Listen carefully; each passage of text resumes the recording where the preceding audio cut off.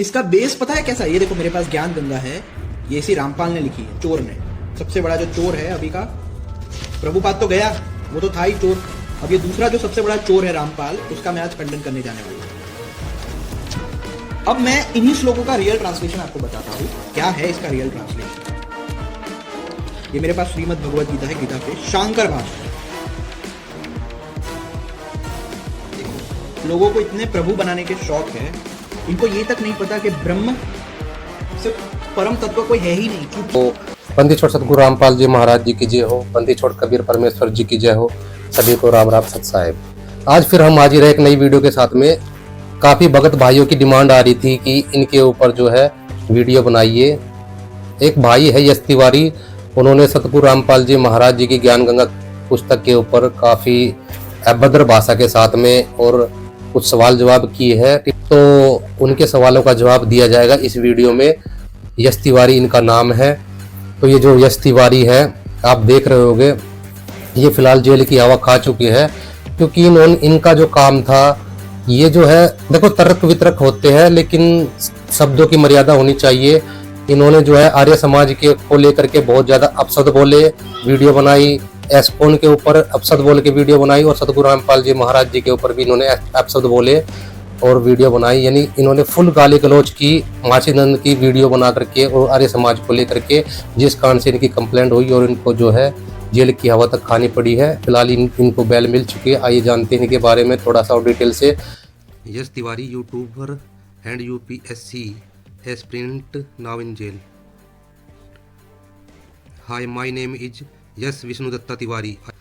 I am also founder of following YouTube channels. इसने ये 3 channel बना रखे हैं।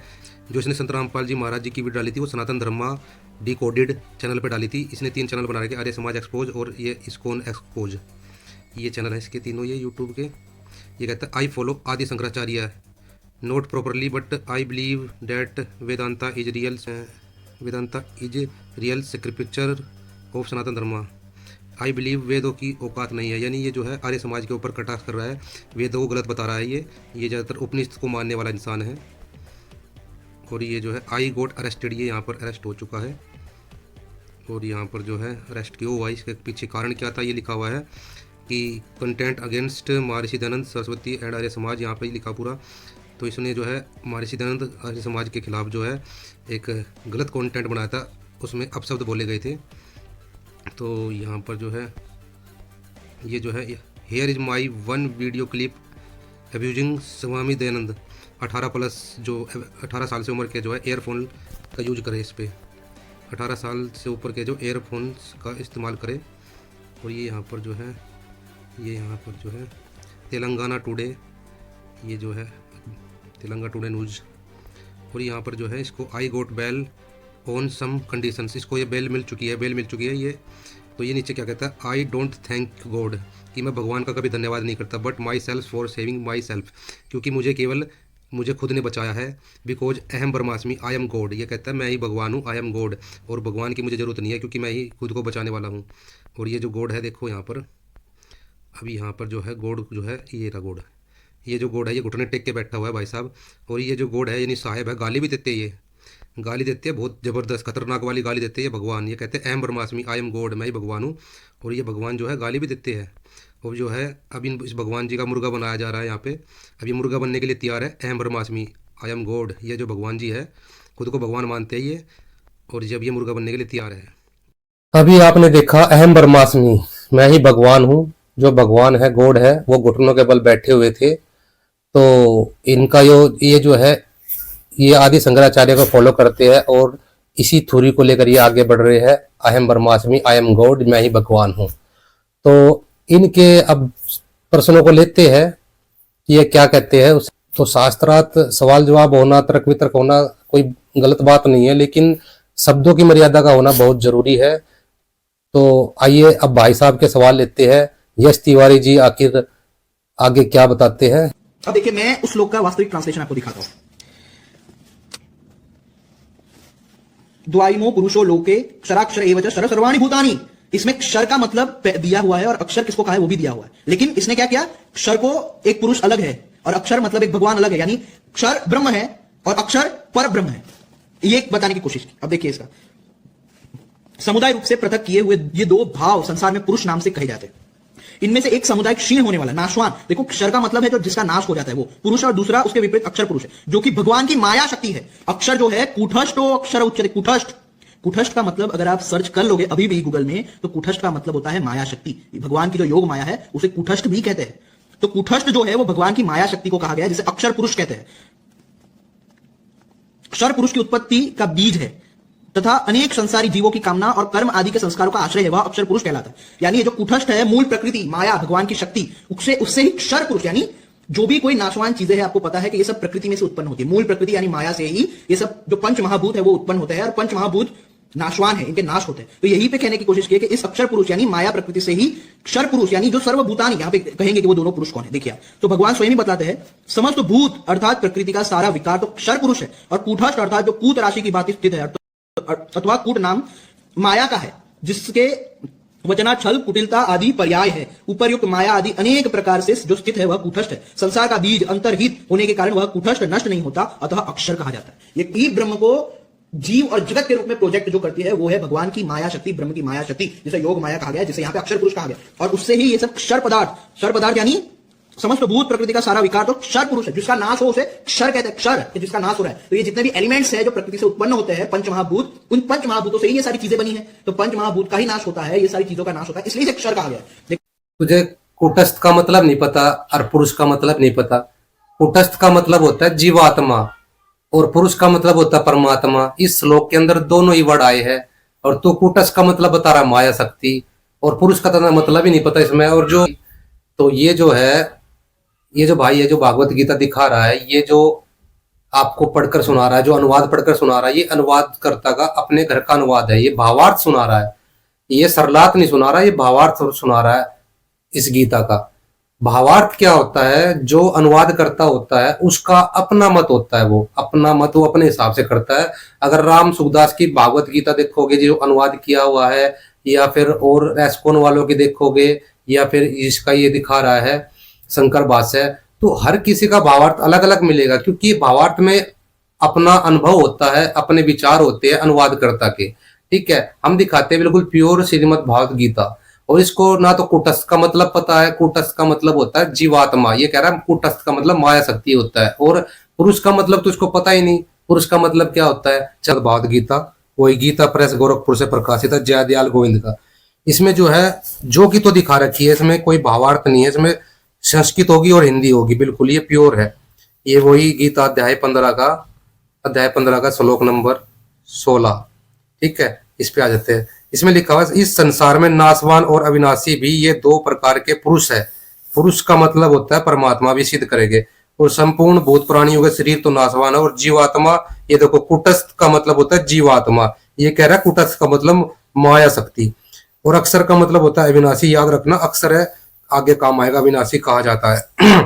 तो इस संसार में नाशवान और अविनाशी ये दो प्रकार के पुरुष यानी परमात्मा है। इसमें पुरुष का क्लियर करते हैं, देखो श्लोक जो है अध्याय 8 का श्लोक 10 में है।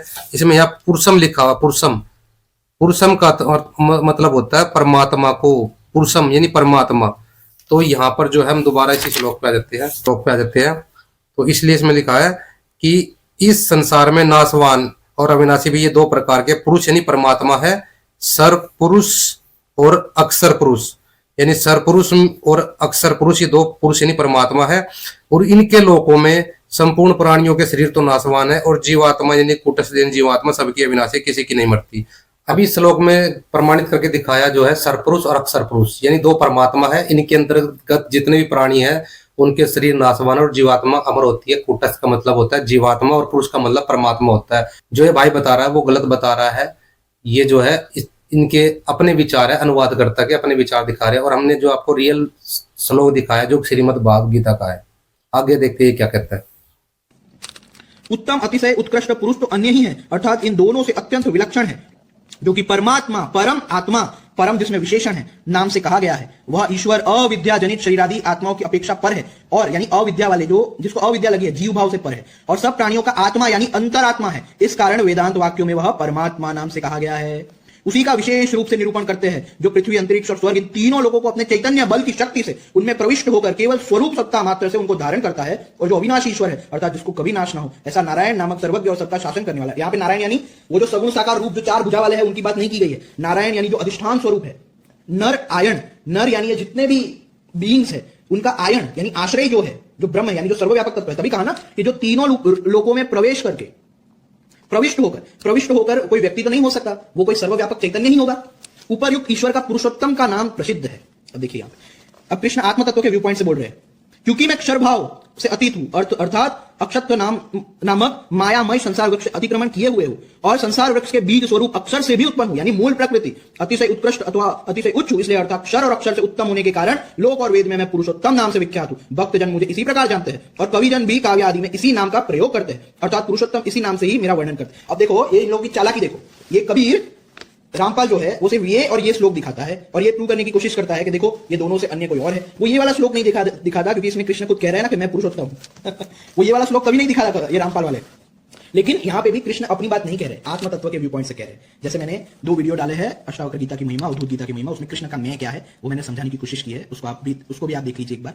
जो कोई अज्ञान से रहित अब इस प्रकार बतलाते हुए आत्म तत्व को जो जानता है, यानी पुरुषोत्तम जो आत्म तत्व है, उसके लिए यह फल बतलाया जाता है। जो कोई अज्ञान से रहित हुआ पुरुष उपरयुक्त विशेषणों से युक्त मुझ पुरुषोत्तम ईश्वर को ऊपर कहे हुए प्रकार से यह जानता है कि यह पुरुषोत्तम मैं हूं, वह सर्वज्ञ है, वह सर्व आत्म भाव से सबको जानता है, अतः सर्वज्ञ है। और हे भारत, सब भूतों में स्थित मुझ परमात्मा को ही सर्वभाव से सबका आत्मा समझकर भजता है। तो यह आत्म तत्व को ही पुरुषोत्तम कहा गया है। इस भाई का मानना है कि ऊपर कोई परमात्मा साकार रूप में नहीं है, अगर साकार होगा तो वो सर्वव्यापक नहीं हो सकता। ठीक है, तो इसका मानना ये है ऊपर कोई भगवान ही बैठा हुआ, और इसका ये थोड़ी लेकर चल रहा है अहम ब्रह्मास्मि, यानी ये सिद्ध करना चाह रहा है कि ये आत्मा ही परमात्मा है, अहम ब्रह्मास्मि, मैं ही भगवान हूँ और ये आत्मा ही ब्रह्म है। तो ये थोड़ी लेकर चल रहा है।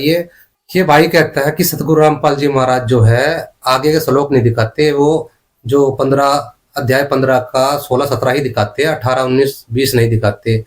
तो आज 18, 19 श्लोक आपके सामने रखेंगे, दिखाएंगे उसमें भी क्या लिखा हुआ है। आज इसकी पूरी की पूरी हिस्ट्री दिखा देंगे कि ये क्या कहना चाहता है और गीता में क्या लिखा हुआ है। ये तो दिखा रहा है भावार्थ, अनुवादकर्ता का अपना मत, जो अनुवादकर्ता का अपना मत है, भावार्थ है, उसके अपने विचार है, वो ये दिखा रहा है। हम दिखाएंगे रियल गीता में क्या लिखा हुआ है, रियल गीता क्या कह रही है, संस्कृत टू हिंदी जो बिल्कुल प्योर है, जिसमें किसी भी तरह की मिलावट नहीं है। पे आ गया गीता अध्याय 15 के श्लोक 16 पे आ गया। ये हमने दिखाया था, इस संसार में नाशवान और अविनाशी ये भी 2 प्रकार के पुरुष यानी परमात्मा है, और संपूर्ण भूत प्राणियों के शरीर नाशवान है और जीवात्मा अविनाशी कहा जाता है। जीवात्मा अविनाशी है। तो उत्तम पुरुष तो अन्य ही है, यानी उत्तम परमात्मा तो अन्य ही है। पुरुष का मतलब याद रखना परमात्मा होता है, उत्तम पुरुष यानी परमात्मा तो अन्य ही है। किससे अन्य है, यानी सर पुरुष और अक्षर पुरुष, इन दोनों से उत्तम पुरुष तो अन्य ही है, जो तीनों लोकों में प्रवेश करके सबका धारण पोषण करता है। अविनाशी परमेश्वर परमात्मा इस प्रकार कहा जाता है। और ये क्या कहता है, अभी ये आगे देखो पढ़ो, क्योंकि मैं तो नाशवान वर्ग क्षेत्र से और अतीत हूं। तो अगर इसकी बात को यहां माने तो कूटस्थ जीवात्मा अक्षर अविनाशी, तो जीवात्मा और नाशवान शरीर और जीवात्मा, ये हो गया संपूर्ण भूत प्राणी शरीर तो नाशवान और जीवात्मा अविनाशी है, यानी इनसे भी अलग है कोई उत्तम पुरुष। उत्तम पुरुष तो इनसे भी अलग है, यानी इस जीवात्मा से भी अलग है। जो ये कह रहा है ना जीवात्मा अविनाशी, तो इस अविनाशी जीवात्मा से भी अलग है वो उत्तम परमात्मा, और ये इस आत्मा को परमात्मा सिद्ध करने की कोशिश कर रहा है। तो ये देखिए उत्तम पुरुष तो अन्य ही है, जो तीनों लोकों में प्रवेश करके सबका धारण पोषण करता है। अविनाशी परमेश्वर परमात्मा इस प्रकार कहा जाता है।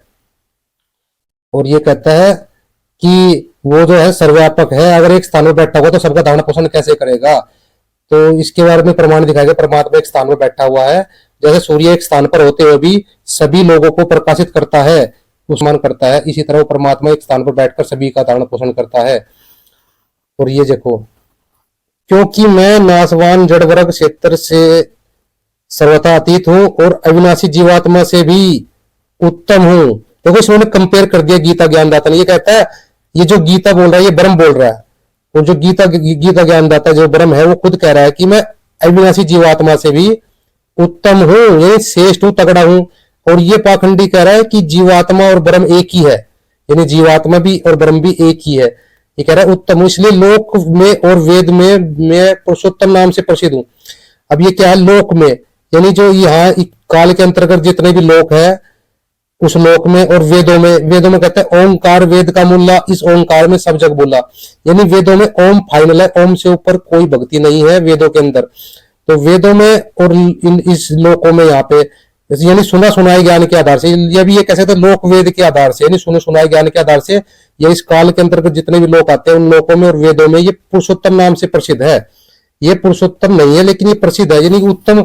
ये कहते उत्तम पुरुष तो अन्य ही है, जब उत्तम पुरुष यानी अन्य है इसलिए तो ये तो केवल प्रसिद्ध है, यानी उत्तम पुरुष है तो अन्य ही है, ये तो केवल प्रसिद्ध है।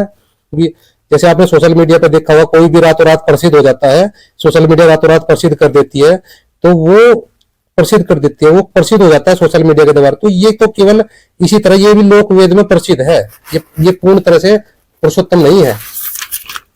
और आगे देखिए इसमें लिखा, हे भारत, जो ज्ञानी पुरुष मुझको इस प्रकार पुरुषोत्तम जानता है, ये तत्व तो इन्होंने ब्रैकेट में अपनी तरफ से लिखा, यानी जो वह भारत ज्ञानी पुरुष मुझको जो इस प्रकार पुरुषोत्तम जानता है, यानी लोक वेद के ज्ञान के आधार से, सुने सुनाई ज्ञान के आधार से जो मुझको पुरुषोत्तम मान लेता है, वह सर्वज्ञ पुरुष सब निरंतर प्रकाश से माम भजंती, यानी मुझको ही भजता है। वासुदेव परमेश्वर तो इन्होंने अपनी तरफ से माम भजंती यानी मुझको ही भजता है, जो केवल मुझको ही जानता है तो वो मुझको ही भजता है। तो यहाँ पे ये लिखा हुआ है, ठीक है। लेकिन उत्तम पुरुष है तो अन्य ही है जो सबका धारण पोषण करता है, यानी उत्तम परमात्मा। तो इसने क्लियर कर दिया कोई और है। अभी हमने आपको प्रमाण के साथ दिखाया जो उत्तम परमात्मा तो कोई और है, अन्य ही है। जो गीता ज्ञान दाता है ये तो सुने सुनाए ज्ञान के आधार से, यानी जितने भी लोग है इसके अंतर्गत, काल के अंतर्गत जितने भी लोग आते हैं उनके आधार से और वेद के आधार से ये पुरुषोत्तम सिद्ध हो रहा है, लेकिन ये पुरुषोत्तम नहीं है, ये क्लियर कर रहा है, ठीक है। और जो इसको केवल पुरुषोत्तम मानते हो तो इसको ही भजते, जबकि जिसको आगे का ज्ञान नहीं हो तो पहले हम भी जो है इसकी भक्ति करते थे, इसकी गीता ज्ञान दाता की भक्ति करते थे, हमें ज्ञान नहीं था। जब हमें पता लग गया कि ब्रह्म से ऊपर भी पूर्ण ब्रह्म है, यानी ब्रह्म से ऊपर भी परम अक्षर ब्रह्म पूर्ण ब्रह्म है, तो हमने इसकी भक्ति छोड़ के उस पूर्ण परमात्मा की भक्ति करने लग गए। तो ये रियल चीज होती है कि भाई जब तक ज्ञान नहीं होता जब तक तो इंसान कर ही रहा होता है। इसके नाम से बिजनेस हो रहा है। एक यहां से वो कोशिश करता है।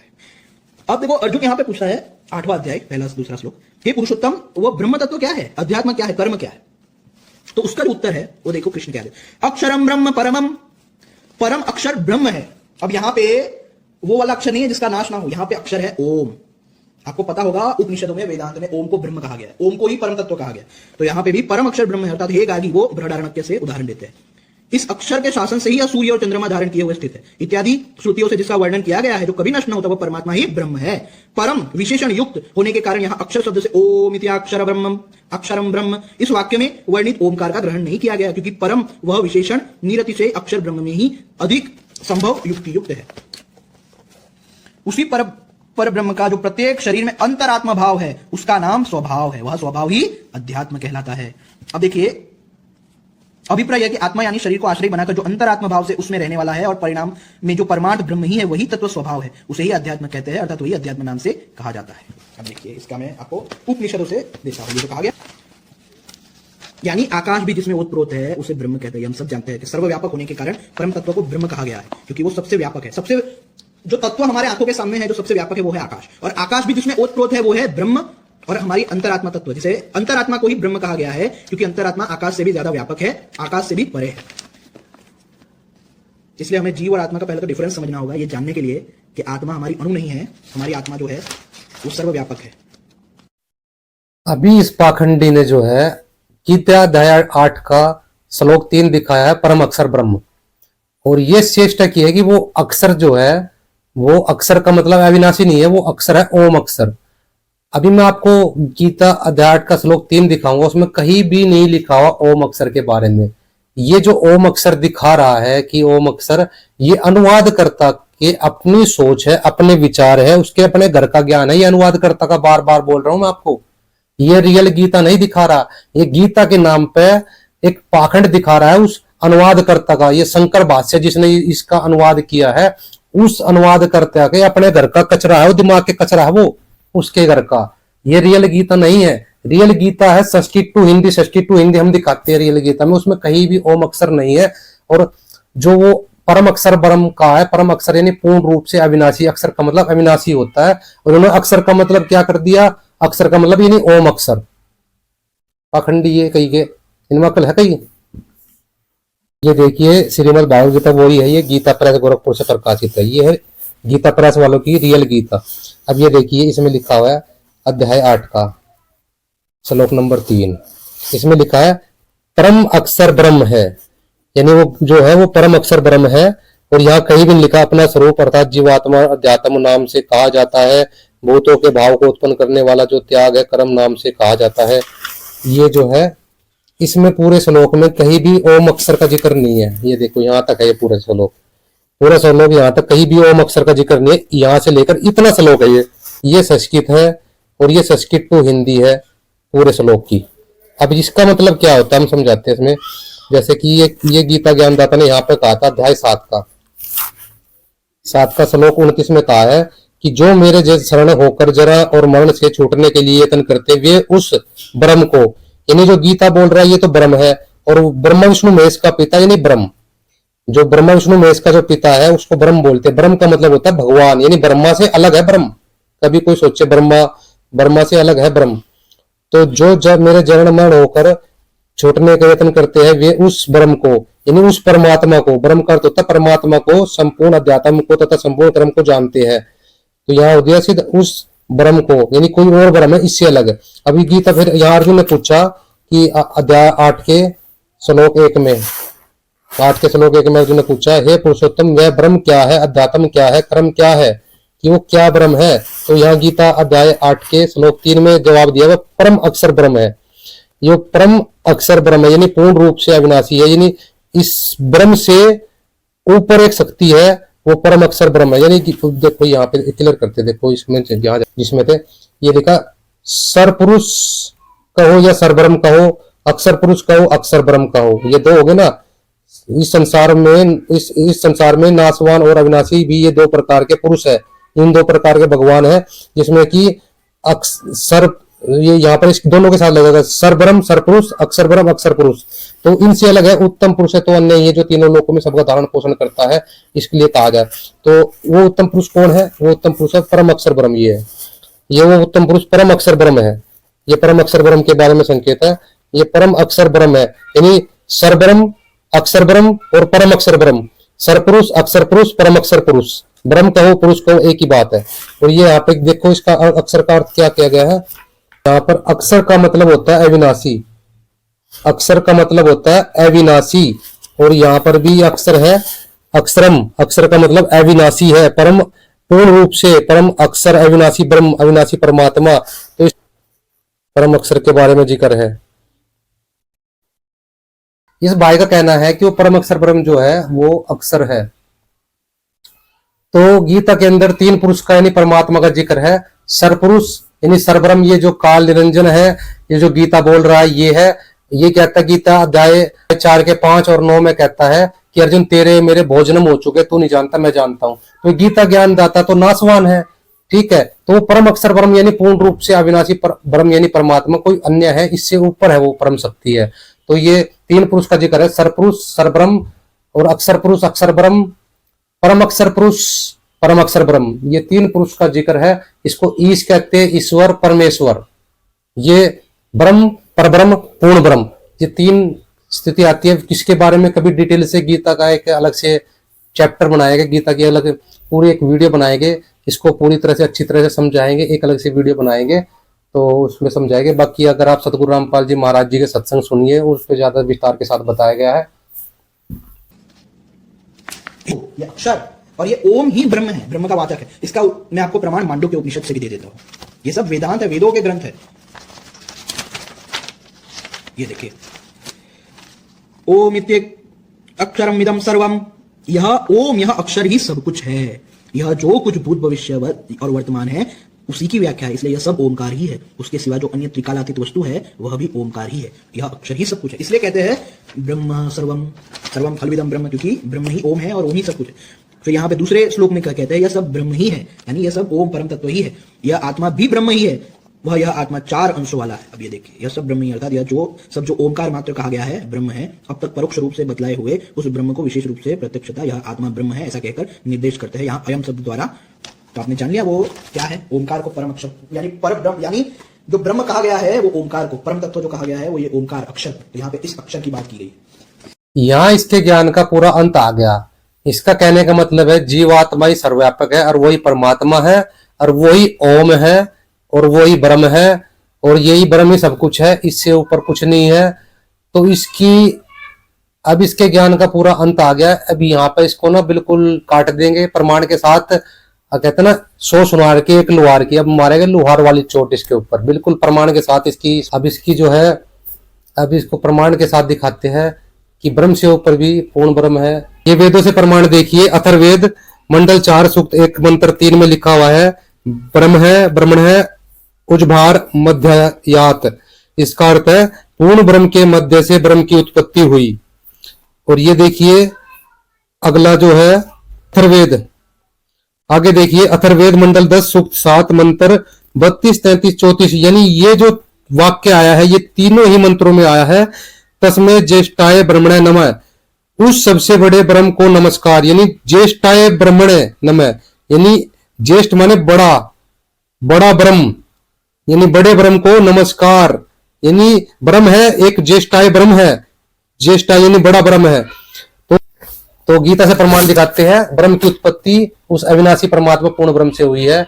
इसकी ना यहाँ पर सारा ज्ञान फैल हो जाएगा इसका। इस प्रकाशित है, इसमें यही लिखा हुआ है अध्याय 3 के श्लोक नंबर 14-15 इकट्ठा ही है।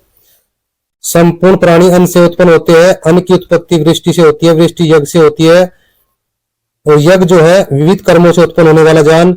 और कर्म समुदाय को तू ब्रह्मोद्वम, यानी ब्रह्म से उत्पन्न जान, यानी ब्रह्म का अर्थ इन्होंने वेद कर दिया, नहीं ब्रह्म का अर्थ ब्रह्म होता है, ब्रह्म से उत्पन्न जान।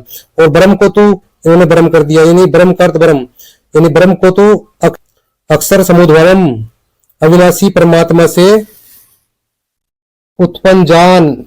इससे सिद्ध होता है कि सर्वव्यापी परम अक्षर परमात्मा सदा ही यज्ञ में प्रतिष्ठित है। यहाँ भी देखो ब्रह्म आया है, यहाँ इन्होंने सर्वगतम ब्रह्म, इन्होंने ब्रह्म का अर्थ यहाँ परम अक्षर परमात्मा कर दिया। यहाँ क्यों नहीं करा वेद ब्रह्म का अर्थ, यहाँ इन्होंने ब्रह्म का अर्थ और ऊट पटांग कर दिया। अब कहाँ तक छुपाएगा ये देखो, एक ये दिखाते हैं हम पीछे। ये देखिए अध्याय 4 के श्लोक नंबर 24 में यहाँ पे कितनी बार ब्रह्म आया, देखो यहाँ पर 1 ब्रह्म, 2 ब्रह्म, ब्रह्मण्य, ब्रह्मोगण्य, ब्रह्म। यहाँ पर एक भी जगह इन्होंने वेद नहीं किया इन अंग्रेजों ने, अनुवाद करने वालों ने।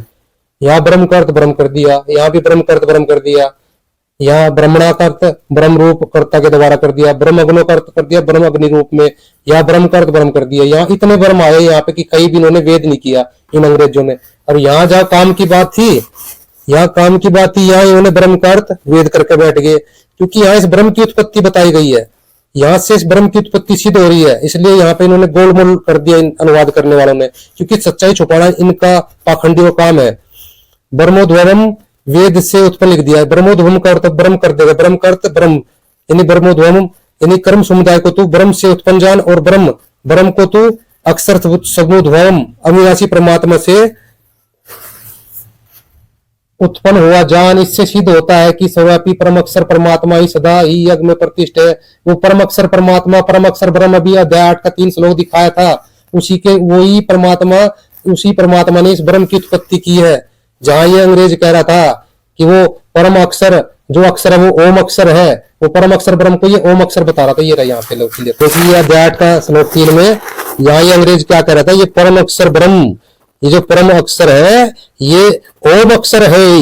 ये अंग्रेज ने कहा था ये अक्षर जो है ओम अक्षर है। यहाँ पे ओम अक्षर के बारे में बकवास कर रहा था, परम अक्षर ब्रह्म को ये ओम अक्षर बता रहा था। और ये परम अक्षर ब्रह्म जो है यहाँ ये देखो दोबारा आते हैं उसी श्लोक पे, ये परम अक्षर परमात्मा को परम अक्षर ब्रह्म को सर्वगतम ब्रह्म, सर्वगतम ब्रह्म का अर्थ होता है परम अक्षर परमात्मा, सबसे पार, यानी सबसे पार परमात्मा। तो उसने ही ब्रह्म की उत्पत्ति की है, यानी इस ब्रह्म की उत्पत्ति करने वाले को परम अक्षर ब्रह्म परमात्मा कहते हैं। ये परम अक्षर परमात्मा है, तो इसने ब्रह्म की उत्पत्ति की है। 2 ब्रह्म साबित हो गए, ब्रह्म की उत्पत्ति करने वाला परम अक्षर परमात्मा, परम अक्षर ब्रह्म। प्रमाण दिखाते हैं, कबीर साहिब जी कहते हैं कि ब्रह्म बीज ही हम ही से आया, इस ब्रह्म की उत्पत्ति हमने की है। और आगे ये कहता है तेरा ज्योतिष रूपी अलग निरंजन धरता ध्यान हमारा। अब निरंजन यानी इस ब्रह्म को ही निरंजन कहते हैं। देखिए देवी भागवत पुराण से प्रमाण है, वह है निरंजन निर्विकार, यही ब्रह्म है, यही करता है। कबीर सागर संपूर्ण 11 भाग हेमराज की रचना प्रकाशित है। ये कबीर सागर है, इसमें पेज नंबर 38 यहाँ पे आते हैं, मेरा नाम कबीरा हो जगत गुरु जहीरा हो, यानी मेरा नाम कबीर है जगत गुरु जहीरा, और ये ब्रह्म बीज हम ही से आया, हमरे सकल जहाना। इस ब्रह्म बीज को हमने ही पैदा किया। इस ब्रह्म को अभी दिखा ना, ब्रह्म की उत्पत्ति परम अक्षर परमात्मा से हुई है, तो ये कबीर साहब ही परम अक्षर परमात्मा है, इस ब्रह्म बीज को पैदा करने वाले। और आगे देखो बोध के पेज नंबर 81 पे यहाँ कहते हैं, अभी हमने प्रमाण दिखा देवी भागवत पुराण से कि निरंजन जो है वही काल है, वही ब्रह्म है, वो निरंजन ही ब्रह्म है। तो कहते हैं तेरे ज्योति स्वरूपी अलख निरंजन सो जपे नाम हमारा, कि वो कबीर साहब कहते हैं कि ज्योति स्वरूपी अलख निरंजन सो जपे नाम हमारा, हाड़ चाम लहू नहीं मोरे हो सतनाम उपासी। न तो मेरा हाड़ है, न चाम है, न लहू है, नहीं हाड़ चाम मांस का बना शरीर नहीं है कबीर साहब का।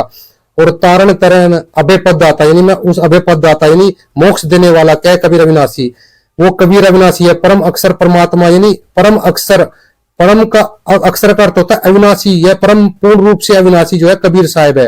और ये अलख निरंजन, ये ब्रह्म भी जो है कबीर साहब का ध्यान धरता है। क्लियर हो गया। ये अंग्रेज कह रहा था कि जीवात्मा ही सब कुछ है, वो ब्रह्म ही परम तत्व है और वही ओंकार है, ये ब्रह्म से ऊपर कुछ नहीं है, ब्रह्म ही फाइनल बता रहा था। अभी हमने प्रमाण करके दिखा दिया वेदों से, गीता के से ब्रह्म की उत्पत्ति जो है परम अक्षर ब्रह्म पूर्ण परमात्मा से हुई है। ब्रह्म की उत्पत्ति वेदों से भी क्लियर किया, गीता से, और कबीर साहब की वाणी में दिखाया कि कबीर साहब कहते हैं ये ब्रह्म बीज हमी से आया। और ये तेरा ज्योति स्वरूप निरंजन धरता ध्यान हमारा। तो और कबीर साहब का जो हाड़ मास का शरीर नहीं था, जैसे राम कृष्ण ब्रह्म शिव जी का था, कबीर साहब का हाड़ मास का बना शरीर नहीं था। तो ये क्लियर हो गया कि ब्रह्म से ऊपर भी पूर्ण ब्रह्म परमात्मा है जो सारी सृष्टि का रचनार है, ब्रह्म फाइनल नहीं है।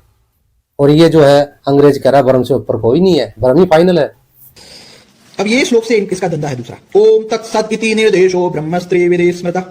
अब इसमें ये क्या करता है देखना, सिर्फ रामपाल ये वाला श्लोक दिखाता है लोगों को आधा अधूरा, उसके आगे वो नहीं दिखाता, क्योंकि इसी श्लोक को भगवान ने आगे 3-4 श्लोकों में समझाया है। मैं आपको दिखाता हूं कैसे। ओम तत्सत, यह 3 प्रकार का ब्रह्म का निर्देश है, जिससे कोई वस्तु बतलाई जाए उसका नाम निर्देश है। अतः यह ब्रह्म का 3 प्रकार का नाम है, ऐसा वेदांत में ब्रह्म ज्ञानियों द्वारा माना गया है। पूर्व काल में इन 3 प्रकार के नाम से ही ब्राह्मण, वेद और यज्ञ ये सब रचे गए हैं। यह ब्रह्म के नाम की स्तुति करने के लिए कहा जाता है। अब इसको क्या करता है पता है, बोलता है ओम जो है वो अक्षर पुरुष का नाम है ब्रह्म का, तत् जो है वो पर ब्रह्म का नाम है, सत जो है जिसके ऊपर से ये सत कबीर सतलोक ये सब बोलता रहता है ये पाखंडी, तो ये सत जो है ये पूर्ण ब्रह्म यानी कबीर परमेश्वर का नाम है। अब देखो यहाँ पे इसका मतलब है ओम तत्सत, ये 3 प्रकार से ब्रह्म को वेदों में कई बार निर्देश किया गया। जैसे ओम, वो तो मैंने आपको बता दिया ब्रह्म को ओम कहा गया है क्योंकि ओम अक्षर ही सब कुछ है। तत् तो कहते हैं ना तत्त्वमसि, तू वो है, वो तत् इसलिए ताकि उसको नाम ना दे सके, तत् वो परम तत्व। तत् सत यानी सत जो सत है, सत्य यानी जो तीनों कालों में एक समान रहे उसे सत कहते हैं, उसे ब्रह्म कहते हैं। तो ये एक ही ब्रह्म को अलग अलग नामों से वेदों में निर्देश किया गया है, जिसको इसने अक्षर पुरुष और परम अक्षर पुरुष में अपना धंधा करने के लिए वर्णित किया है। किसने? रामपाल। अब देखो अंग्रेज ब्रह्म का अर्थ ब्रह्म कर रहा है। अभी हमने प्रमाण के साथ दिखाया, प्रमाणित करके दिखाया, वेदों में लिखा हुआ है कि ब्रह्म है, ब्रह्मणे उज्भार मध्यहात। अर्थवेद से प्रमाण दिखाया है कि पूर्ण ब्रह्म के मध्य से ब्रह्म की उत्पत्ति हुई। जब वेदों से प्रमाणित करके दिखा दिया कि ब्रह्मण्य जो है वो जो है ब्रह्म को उत्पन्न करने वाला है, तो यहाँ पे जो इस श्लोक में गीता अध्याय 17 के श्लोक 23 में ब्रह्मण्य शब्द है, ब्रह्म नहीं है वहां पे। आंखों से देख ले उस चीज को ध्यान से, ठीक है। अंग्रेज आ जाए यार ज्ञान देने के लिए, तुमने खत नहीं पता। आओ दिखाते प्रमाण। तो अभी ये अध्याय 17 का श्लोक 23, ये जो अभी दिखा रहा था ये तो अनुवाद करता था, अपना मत दिखा रहा था, जो अनुवाद करता के घर का ज्ञान था। हम दिखाते हैं आपको श्रीमद् भागवत गीता ओरिजिनल, ये संस्कृत है, ये हिंदी है, संस्कृत टू हिंदी। तो इसमें लिखा ओम तत्सत, ऐसे 3 प्रकार का ब्रह्मण है। ये ब्रह्म नहीं है, ब्रह्मण है। यानी ब्रह्मण किसको बोलते हैं? जिसने ब्रह्म की उत्पत्ति की है उसको ब्रह्मण बोला जाता है। ज्येष्ठाय ब्रह्मणे नमः, अभी दिखाया था ना, बड़ा ब्रह्म, ज्येष्ठ ब्रह्म, ये ज्येष्ठ ब्रह्म का जिक्र है यहाँ पर। तो उस ज्येष्ठ ब्रह्म यानी बड़े ब्रह्म यानी पूर्ण ब्रह्म का जो मंत्र का जाप है ओम तत्सत, ऐसे ये 3 प्रकार का सच्चिदानंद ब्रह्म का नाम यानी नाम कहा, ये नाम दीक्षा नाम कहा जाता है। उसी से सृष्टि के आदि काल में ब्रह्मण और वेद तथा जगादि रचे थे। तो ये ओम जो है ओम तत्सत, इस 3 प्रकार का मंत्रों का जाप है। अब ब्रह्म ने तो अपना क्लियर ही कर दिया, मेरा ओम मंत्र है।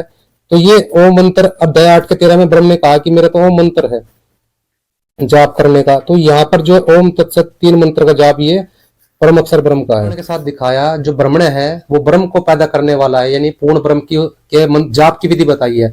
यहाँ देखिए गीता अध्याय 8 के श्लोक 13 में कह रहा है कि ओम इति एक अक्षर, यानी मुझ ब्रह्म का जाप करने का ये ओम मंत्र है। तो यहाँ इसने गीता ज्ञानदाता ने अपने बारे में बताया कि मेरा जो जाप करने का मंत्र है वो ओम है, लेकिन ये ब्रह्म का है। लेकिन वहां जिक्र है अध्याय 17 के 23 में जो है ब्रह्मण्य का अर्थ है, ब्रह्मण्य यानी ब्रह्म की उत्पत्ति करने वाला ब्रह्म, ज्येष्ठाय ब्रह्मण्य नमः। तो वेदों में भी ये लिखा हुआ है और गीता से भी प्रमाण करके दिखाया ब्रह्म की उत्पत्ति परम अक्षर ब्रह्म यानी उस ब्रह्मण्य ने की है। तो वहां ब्रह्मण्य करता है उस ब्रह्मण्य की भक्ति करने का, यानी उस ब्रह्म से ऊपर उस पूर्ण ब्रह्म की भक्ति करने का 3 मंत्रों के जाप का निर्देश है। ओम तत्सत, ये ओम तो सीधा है, तत्सत ये कोड वर्ड है। इसके बारे में कबीर साहब अपनी वाणी में कहते हैं कि सोहम शब्द हम जग में लाए, सार शब्द हम गुप्त छिपाए। कबीर साहब ये तत्सत जो गुप्त सांकेतिक मंत्र होते हैं इनको कबीर परमात्मा सतलोक से अमरलोक से धरती पर लेकर आते हैं। जितने भी यहाँ के वेद, गीता, बाइबल, कुरान शरीफ, जितने भी संस्कृत भाषा में ग्रंथ लिखे हुए हैं उनके अंदर ओम फाइनल है, ओम से ऊपर कोई मंत्र नहीं है। ओंकार वेद का मूला, इस ओंकार में सब जग भूला, यानी यहाँ तक का जो है इस ब्रह्म तक की भक्ति का फाइनल ओम है। और उस पूर्ण ब्रह्म की भक्ति के लिए ओम तत्सत 3 मंत्रों के निर्देश बताए गए। ओम तो ये क्लियर है, ओम तो ये ब्रह्म का है और जो तत् है ये पर ब्रह्म का है और सत ये पूर्ण ब्रह्म परमात्मा यानी ब्रह्मण्य का है जिसने ब्रह्म की उत्पत्ति की है। तो ये 3 मंत्रों के जाप करने का निर्देश है, इससे पूर्ण मोक्ष होता है। और ये आदि काल से चला हुआ आ रहा है, ये आदि काल से पहले से, बहुत पहले से है। ये दूसरे जो श्लोक है उसमें इसी को समझाया गया है। इसीलिए वेद का प्रवचन पाठ करने वाले ब्राह्मणों की शास्त्र विधि से कही हुई यज्ञ, दान और तपस रूप क्रियाएं ब्रह्म के ओम इस नाम का उच्चारण करके ही सर्वदा आरंभ की जाती। अब तत् का भी बताया है, देखिए आप, तत् ऐसे इस ब्रह्म के नाम का उच्चारण करके और कर्मों के फल को न चाहकर नाना प्रकार की यज्ञ और तप रूप तथा दान अर्थात भूमि, सोना आदि का दान करना रूप क्रियाएं मोक्ष को चाहने वाले मुमुक्षु पुरुषों द्वारा की जाती है। ओम और तत् शब्द का प्रयोग तो कहा गया, अब सत शब्द का प्रयोग कहा जाता है अविद्यमान वस्तु के सद्भाव में, यानी जैसे अविद्यमान पुत्रादि के उत्पन्न होने में, तथा साधु भाव में अर्थात बुरे आचरण वाले असाधु पुरुष का जो सदाचार युक्त हो जाना, उसमें सत ऐसे इस ब्रह्म के नाम का प्रयोग किया जाता है। अर्थात वहां सत शब्द कहा जाता है तथा हे पाठ विवाह आदि मांगलिक कर्मों में भी सत शब्द प्रयुक्त होता है। अर्थात शब्द देखो, अब ये रामपाल जो है वो ये सब नहीं दिखाता, वो सिर्फ अपना क्योंकि धंधा करना है तो सिर्फ ये श्लोक दिखाता है, लेकिन उसके बाद इसी ओम तत्सत कैसे एक ही ब्रह्म का नाम है और कहां कहां उसे यूज किया जाता है ये वो नहीं दिखाता, क्योंकि धंधा चौपट हो जाएगा। अब इसको तो अपना जो थियरी है उसके मुताबिक सबको फंसाना है, तो वो सिर्फ ये वाला श्लोक दिखाएगा और दिखाएगा देखो ये ओम तत्सत, ये 3 अलग अलग ब्रह्म है। ये चल रहा है अब हमारे देशों में। देखो जो यज्ञ कर्म स्थिति है, जो तप में स्थिति है और जो दान में स्थिति है वह भी सत है, ऐसा विद्वानों द्वारा कहा जाता है। तथा उन यज्ञादि के लिए जो कर्म है अथवा जिसके 3 नामों का प्रकरण चल रहा है उस ईश्वर के लिए जो कर्म है वह भी सत है, यही कहा जाता है। इस प्रकार किए हुए यज्ञ और तप आदि कर्म यदि असात्विक और विगुण हो तो भी श्रद्धापूर्वक परमात्मा के 3 नामों के प्रयोग से सगुण और सात्विक बना लिए जाते हैं। तो ये बात थी। अब देखो मैंने इसका जो बेस है यही तोड़ दिया है। ये कहता है भाई साहब कि संत रामपाल जी महाराज आगे के श्लोक नहीं दिखाते, पूरे नहीं दिखाते, लास्ट का पूरे श्लोक दिखा दूं। ले भाई पूरे श्लोक देख आजा। 17 का 23वां श्लोक अभी मैंने पढ़ा था। ओम तत्सत ऐसे 3 प्रकार से सचिदानंद ब्रह्म का नाम कहा, यानी उस पूर्ण ब्रह्म को पाने का 3 मंत्रों का जाप है। उसी से सृष्टि के आदि काल से ब्राह्मण और वेद तथा आदि आदि रचे गए हैं। तो यहाँ आगे लिखा हुआ इसलिए वेद मंत्रों का उच्चारण करने वाले श्रेष्ठ पुरुषों की, यानी वेद नहीं है यहाँ ब्रह्मवादी नाम है, ये ब्रह्म का फिर इन्होंने वेद कर दिया। ये ब्रह्मवादी नाम यानी भगवान की भक्ति करने वाले श्रेष्ठ पुरुषों की शास्त्र विधि से नियत यज्ञ, दान और तप रूप क्रियाएं सदा ओम इस प्रकार के नाम को उच्चारण करके ही आरंभ होती है। जैसे सतगुरु रामपाल जी महाराज जो 3 नाम देते हैं, सतनाम और सारनाम, उसमें सतगुरु रामपाल जी महाराज ने बताया गया है, शुरुआत यहीं से करते हैं सतगुरु रामपाल जी महाराज, उन्होंने बता रखी है। तो उस जिनको 3 नाम प्राप्त है वो इसको आराम से समझ जाएगी कि सतगुरु रामपाल जी महाराज कहाँ से शुरू करने के लिए बोलते हैं। तो इसके अगले 24 में कहा है तत् अर्थात तत् नाम से कहे जाने परमात्मा का यह सब है, यानी ये भी तत् परमात्मा का नाम है। यानी तत् अर्थात तत् नाम से कहे जाने वाले परमात्मा का यह सब एक सब है। इस भाव से फल को न चाहकर नाना प्रकार की यज्ञ तप रूप की रियायत तथा दान रूप की रियायत कल्याण की इच्छा वाले पुरुषों द्वारा की जाती है। यानी जो मोक्ष पाना चाहते हैं, उस सतलोक अमर लोक सचखंड में जाना चाहते हैं, वो जो है जो भी दान धर्म ये पांचों यज्ञ करते हैं, दान धर्म यज्ञ पांचों यज्ञ करते हैं, और जो भी इस तत् नाम की जो कमाई करते हैं, तत् नाम की कमाई करते हैं, उसका फल नहीं चाहते, वो उसके प्रतिफल नहीं चाहते, वो स्वर्ग में महास्वर्ग में नहीं जाना चाहते। ये जो है इसके प्रतिफल को जो है इस काल भगवान को दे देते हैं, और तत्मंत्र की कमाई इस अक्षर पुरुष को दे करके वो जो है इच्छा रूपी पुरुष जो है कल्याण की इच्छा, यानी पुरुष कल्याण की इच्छा वाले पुरुषों द्वारा की जाती है। यानी वो अपना कल्याण करवाना चाहते हैं, वो सतलोक चले जाते हैं, अपना कल्याण प्राप्त कर जाते हैं इस तत्मंत्र की कमाई दे करके। तो वो यहाँ पर वो सत्य इस प्रकार से कहा गया, 26 में कहा सत्य इस प्रकार यह परमात्मा का नाम सतभाव में है और श्रेष्ठ भाव में प्रयोग किया जाता, तथा हे पार्थ उत्तम कर्मों में सत शब्द का प्रयोग किया जाता है। जिक्र हो गया ना सत शब्द, सत शब्द का जिक्र कबीर साहब कहते हैं ये सत शब्द का जिक्र है। कबीर साहब कहते हैं सोम शब्दम जग में लाए सार शब्दम गुप्त छुपाए, सत शब्द का प्रयोग किया जाता है। तो यहाँ पे सत शब्द का यानी सार शब्द की तरफ संकेत है। तो ये हमने दिखा दिया आपको, ठीक है। तथा यज्ञ तप दान में जो भी स्थिति है वह भी सत्य इस प्रकार कही जाती है, और उस परमात्मा के लिए किया हुआ कर्म निश्चय पूर्वक सत्य ऐसे कहा जाता है।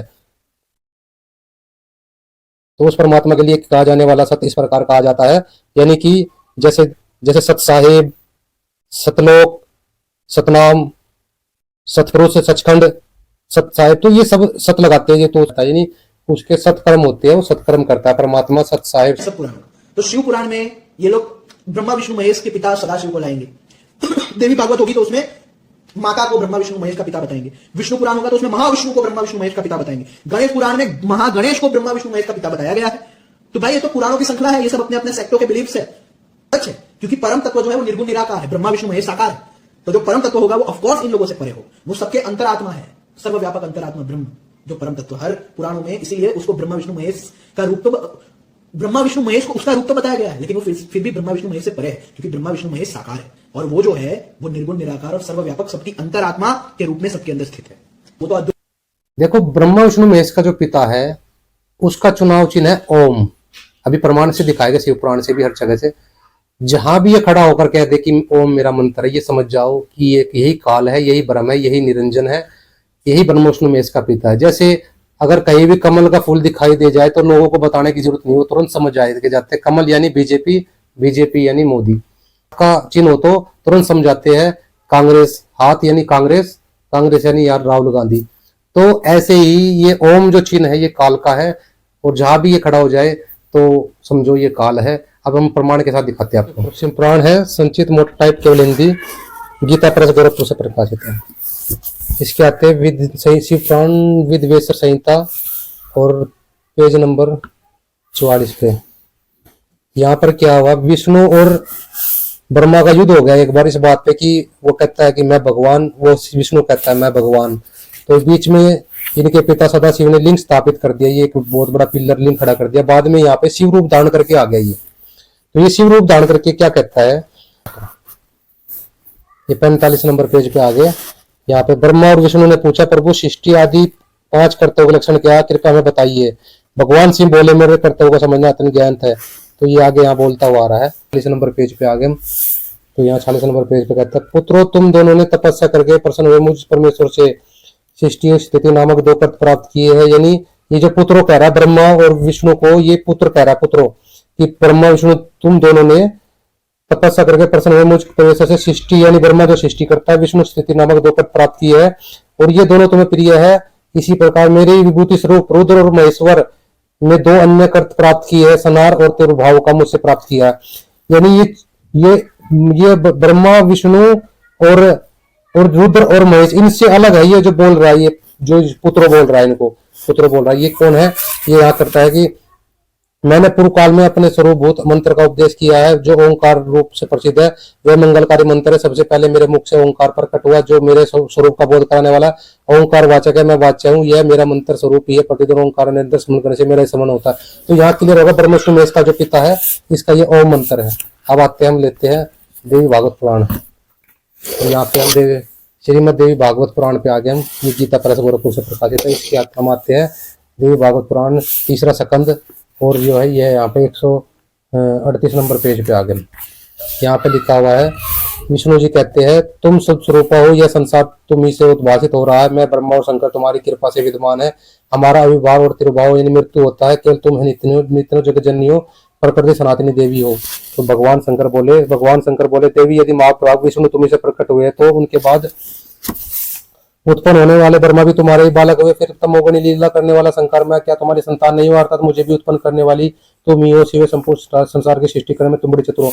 तो यहाँ सिद्ध हो गया ब्रह्मा विष्णु शिव जी जो है इनकी माता जो है दुर्गा शेरा वाली है, और ये जो है यही प्रकृति भी कहते हैं, ये गीता में काम आएगा, प्रकृति कहते हैं, और यही जगत जननी है, यही जो है ये इनका अविभाव वाले जन्म तिरुभाव में मृत्यु होता है, ब्रह्मा विष्णु महेश का जन्म मृत्यु भी होता है, ये क्लियर हो गया। आगे चलते हैं, तो ब्रह्मा विष्णु महेश की माता जो है दुर्गा है, ये क्लियर हो गया।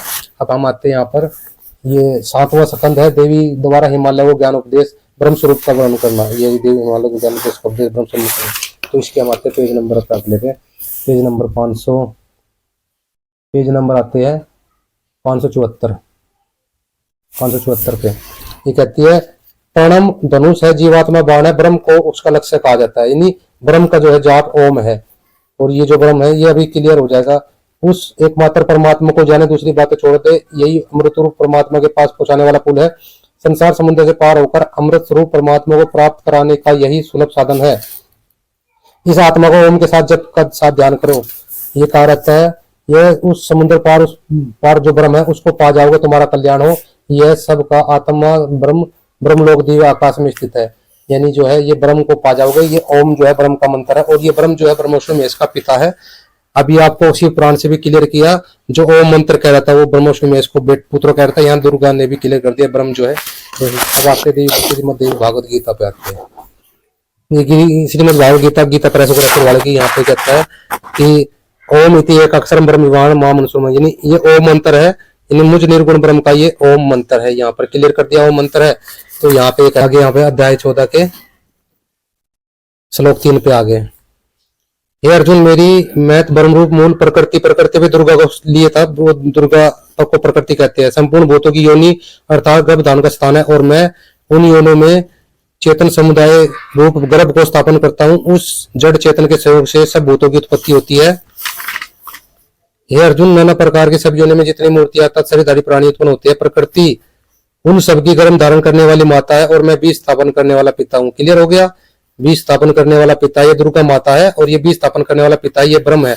और ये कहता है हे अर्जुन सतगुण रजगुण और तमगुण ये प्रकृति से उत्पन्न तीनों गुण अविनाशी जीवात्मा को शरीर में बांधते हैं।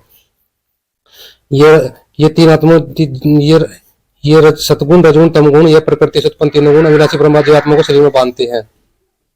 और ये कौन है?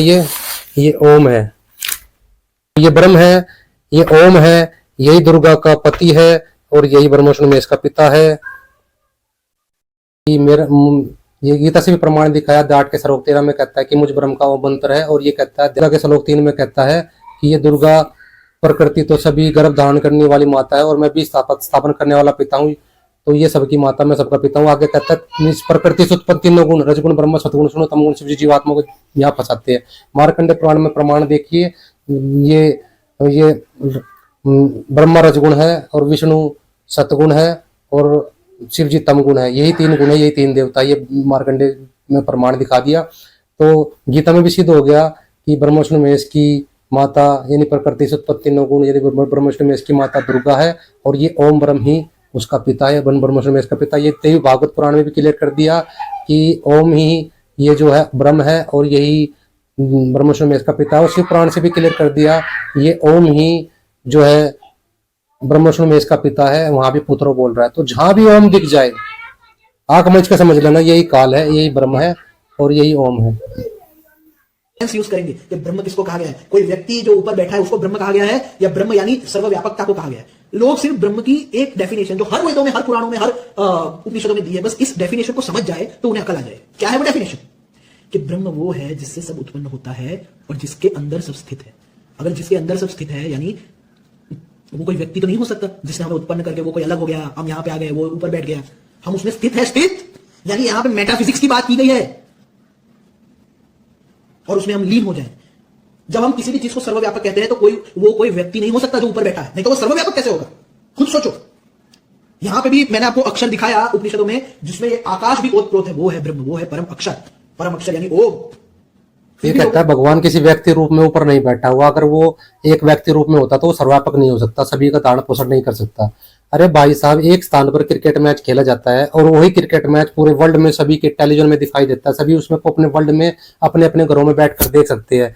क्या भगवान उस जो साइंस है उससे भी गया गुजरा है, जो टेक्नोलॉजी है उससे भी गया गुजरा है कि वो एक स्थान पर अनेक जगह नहीं प्रकट हो सकता? क्या वो एक स्थान पर बैठकर पूरे पूरे पूरे पूरे ब्रह्मांड का विकास नहीं कर सकता? ये वेदांत जो है ना, वेदांत वो इतना साइंटिफिक है, इतना साइंटिफिक है कि आज एक भी साइंटिस्ट इसको डिनाई नहीं कर सकता। और उसमें किसी ब्रह्म के ऊपर होने की बात नहीं की गई, उसमें ब्रह्म को सर्वव्यापक चैतन्य और हम सबके अंदर जो अंतरात्मा है ना, उस रूप में कहा गया है। और हम उस स्थिति में कैसे पहुंचे उसके बारे में बातें की गई। एक बार पढ़ो तो सही, एक बार तो पढ़ो अष्टावक्र गीता, एक बार तो पढ़ो अवधूत गीता, एक बार तो पढ़ो योग वशिष्ठ, एक बार तो पढ़ो सिर्फ। क्यों इन लोगों की बातों में आ रहे हो? भगवान अगर कोई ऊपर बैठा होता तो वो अपने बेटे बेटी को यहां पे दुख में नहीं छोड़ता। इतनी सी बात क्यों नहीं समझते हो आप लोग? क्या कोई पिता ऐसा हो सकता है कि अपनी बेटियों को इतने सारे रेप हो रहे हैं वो देखता रहे? अपना बेटा इतने दुख में है और वो देखता रहे? और भगवान अगर ऊपर बैठा होता तो किसी बेटा बेटी को दुख में नहीं छोड़ता। अरे भाई, अगर कोई बाप अपनी छोटी सी बच्ची को पाल पोस के बड़ा करता है, वो बड़ा होने के बाद वो किसी लड़के के साथ भाग जाए और वो लड़का उसको किसी कोठे पर बेच दे और वो वहां पर गलत कर्म करने लगे, तो उसमें बाप की क्या गलती है? बाप की इससे पूछ के थोड़ी ना भागी है वो, बाप उसने मनमानी की है तो बाप की इसमें गलती थोड़ी ना है। बाप ने तो अच्छी तरह परवरिश की है, उसको खिलाया पिलाया बड़ा किया है, लेकिन उसने बाप के खिलाफ चली है ना, उसमें बाप की गलती थोड़ी ना है। अब हम अपनी मूर्खता से अपनी नालायकी करेंगे तो गलती तो हमारी है ना उसमें। इतना स्वार्थी हो सकता है क्या वो पिता कि जब तक वो मुझे समर्पण ना करेगा मैं उसको मेरा धाम नहीं दूंगा? ऐसी ऐसी डेफिनेशन आज हमने हमारे भगवान की बना दी है और लोग आंख बंद करके ऐसी डेफिनेशन को ट्रू मानते हैं। देखो, परमात्मा अगर अपना धाम तुम लोगों को दिखा देगा, तुम वहां पर भी यही गाली बकने लगोगे, गाली गलौज करने लगोगे। खुद कहते हो एम ब्रह्मास्मि, आई एम गॉड, मैं गॉड हूं, मैं भगवान हूं, तुम्हें बोलने की अकल नहीं, गाली गलौज करते हो, बदतमीजी करते हो, तुम भगवान हो? तुम फिर वहां भी वही गलती करने लगोगे, यहाँ बुगले हो तुम, और बुगलों को हंसों के बीच में छोड़ दे तो क्या होगा? बुगले हंसों के बीच में रह सकते हैं? तो हंसा देश उदेश का, वो हंसों का देश है, वहां पर हंस बनकर यानी अच्छे विचार वाले लोग ही वहां रहते हैं। अगर इन बुगलों को हंसों में रख देंगे तो वो इनको भी बिगाड़ देंगे वो। तो भाई वहां पर जाने के लिए जो है हंस बनना पड़ता है, बुगले वहां नहीं जा सकते, बुगलों को नहीं रखा जाता। इसलिए परमात्मा ज्ञान देते हैं, इस आत्मा को निर्मल करते हैं, विकारों से दूर करवाते हैं और एक राक्षस से देवता बनाते हैं, तब जाकर उसको समरलोक अमर धाम में लेकर जाते हैं। लोहे के कण वो परमात्मा एक चुंबक लेकर आते हैं, जो लोहे के कण है वही चिपकते हैं और जो मिट्टी होती है वो रह जाती है। तो मिट्टी बन के रहोगे तो कैसे चिपकोगे और कैसे मोक्ष प्राप्त करोगे? हम कहते हैं कि इंसान सबसे ज्यादा इंटेलिजेंट, लेकिन मैं समझता हूं इंसान से ज्यादा बेवकूफ कोई नहीं अगर वो इंसान ये मान रहा है कि उसका भगवान ऊपर बैठा है और उसकी राह देख रहा है कि जब वो समर्पित करेगा तो मैं उसको मेरे धाम में जगा दूंगा, मेरे पैर दबाऊंगा, मेरे ये करूंगा वो करूंगा, उसके साथ रास लीलाएं खेलूंगा ऊपर। ये सब कहानियां हमारे यहाँ गढ़ रखी है इन लोगों ने। इनसे ज्यादा मूर्ख और कौन हो सकता है जो इन कहानियों में भरोसा करे? जो हमारा, क्योंकि हम द्वैतवाद को मानते हैं कि भगवान हमसे कोई अन्य है, ऊपर बैठा है, इसीलिए ये लोग अलग अलग भगवान को, हाँ, अलग अलग थियरीज को लाते हैं। आपको ऐसा नहीं लगता? काल लोग भी आ गया। इसका मानना है कि भगवान ऊपर कहीं नहीं बैठा है, वो सर्वव्यापक है, वो एक स्थान पर विराजमान नहीं है, जबकि वेदों में प्रमाण है। वेदों में देखिए, प्रमाण के साथ देखिए, वेदों में लिखा हुआ है, ऋग्वेद मंडल 9 सूक्त 54 मंत्र 3 में है कि यह सोमरस अमर परमात्मा सूर्य के समान संपूर्ण विश्व को पवित्र करता हुआ सर्व ब्रह्मांडों के ऊपर तिष्ठति का अर्थ होता है बैठा है, यानी विराजमान है या बैठा है। तो वेदों में प्रमाण कर दिया कि वो परमात्मा ऊपर बैठा हुआ। प्रमाण तो बहुत सारे, लेकिन टाइम की कमी हो जाती है, इसलिए जो है समझदार को संकेत ही बहुत होता है। आपको ऐसा नहीं लगता? सच बताओ, ये सब द्वैतवाद ही इन सबका मूल है। अगर आप किसी भी धर्म का विश्लेषण करोगे, धर्म के नाम पे होने वाले बिजनेस का, आडंबरों का, पाखंडों का, टेररिज्म का, अगर आप क्या कहते हैं उसको समझेंगे, अनुसंधान करोगे, तो आपको पता चलेगा कि द्वैतवाद ही इन सबका कारण है। ये अल्लाह के मानने वाले जो लोग हैं जिहाद करते क्यों करते हैं? क्योंकि उन्हें लगता है अल्लाह ऊपर है। वो द्वैतवाद को मानते हैं, अल्लाह ऊपर बैठा है, मैं इन सब नॉन मुस्लिम्स को मारूंगा, जिहाद करूंगा तो मुझे अल्लाह के पास जाने का मौका मिलेगा। तो ये द्वैतवाद ही इसका भी कारण हो गया। अब ईसाइयों को दे दो, Jesus is the way, Jesus is the path, Jesus ही रास्ता है। ये दूसरे जो एंटी क्राइस्ट है सबको मार डालना चाहिए, सबको जीससवादी बनाना चाहिए, जीसस ही रास्ता है, तो ही हमको हेवन मिलेगा, किंगडम ऑफ गॉड मिलेगा। देखो, ये भी द्वैतवाद का नतीजा। आज इस कौन को देखो, be Krishna consciousness, back to Godhead, माथे पे वी लगा के back to Godhead, Krishna की भक्ति करो नहीं तो नरक जाओगे, वो ऊपर को लोग में रहता वहां पे हमको जाना है। तो अगर किसी भी धर्म का आप विश्लेषण करोगे तो आपको पता चलेगा कि द्वैतवाद ही समस्त पाखंडों का, टेररिज्म का, हर एक भगवान के हो रहे नाम पे हो रहे नॉनसेंस का कारण द्वैतवादी सोच है कि भगवान कोई अलग है हमसे। यही एक कारण है जिसकी वजह से ये दुनिया में इतना पाखंड, इतने आतंकवाद, सब कुछ मच रहा। ये द्वैतवाद का जब तक नाश नहीं होगा ना, तब तक ऐसे बहुत आते रहेंगे लोग। क्या है, मुझे बताओ आप, क्या है? मैं तो नास्तिकवाद को भी इस द्वैतवाद से ज्यादा बेहतर मानता हूं। कम से कम वो लोग किसी की हानि तो नहीं करेंगे। हाँ कि भाई मैं अल्लाह के लिए तुमको मार डालूंगा, मैं जीसस के लिए तुमको मार डालूंगा, बैक टू गॉड हेड वरना मैं मार डालूंगा। कम से कम नास्तिक लोग ऐसा तो नहीं करते। द्वैतवादियों से तो नास्तिक लोग बेहतर है। मानना है कि दावेतवाद को मानते हैं, जो दावेतवाद को मानते हैं उससे अच्छे तो नास्तिक लोग हैं। दावेतवाद को वे लोग हैं जो ऊपर मानते हैं कि ऊपर कोई भगवान बैठा है, वे दावेतवाद को मानने वाले हैं कि वो हमारे पाप कर्मों को देख रहा है। अरे भाई तुम तो दावेतवाद को नहीं मानते, तुम कितना अच्छा बोल लेते हो, तुम्हें बोलने के कल नहीं, गाली गलौज बकते रहते हो तुम लोग, ठीक है, अब शब्द बोलते हो तो तुम कितना अच्छा बोल रहे हो। दावेतवाद को कम से कम भगवान का डर तो रहता है, हाँ कोई देख रहा है, और वो रियलिटी भी है, वो देख भी रहा है, डर भी होना जरूरी है।